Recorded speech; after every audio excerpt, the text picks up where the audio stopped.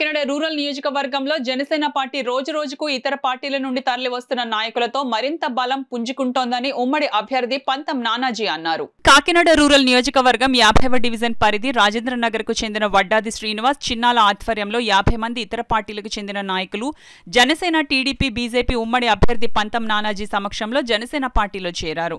పార్టీలో చేరేందుకు వచ్చిన నాయకులు పంతం నానాజీ పార్టీ కండువాలు వేసి పార్టీలోకి స్వాగతం పలికారు. ఈ సందర్భంగా పంతం నానాజీ మీడియాతో మాట్లాడారు. ఈ కార్యక్రమంలో రాజేంద్రనగర్ యూత్ సభ్యులు, జన సైనికులు పాల్గొన్నారు. దీంట్లోకి ఖచ్చితంగా రేపన్న రోజు 12,50,000 కోట్లు అప్పుల్లో ముచ్చేసి 91,000 కోట్ల రూపాయలకి పొద్దు లేకుండా వెళ్ళిపోతా ఉన్నాడు జగన్మోహన్ రెడ్డి. పారిపోతా ఉన్నాడు. ఇక్కడి నుంచి చిన్నగా జైలుకి వెళ్ళిపోతా ఉన్నాడు. జైలుకి వెళ్తున్న వ్యక్తి దగ్గర ఎన్ని రికవరీ చేయలేం, మనం చేయలేం. కాబట్టి ఒక కేంద్రం యొక్క సహాయం ఉండాలి ఈ రాష్ట్రాన్ని పరిపాలించాలంటే.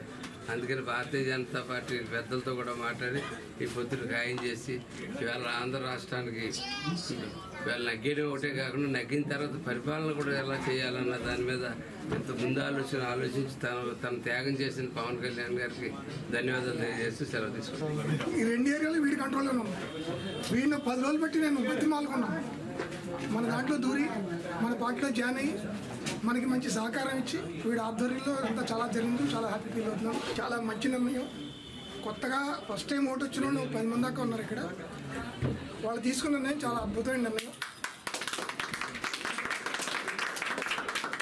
పర్సనల్గా చెప్పాలంటే నానాజీ గారికి నాకు 40 సంవత్సరాల బంధం.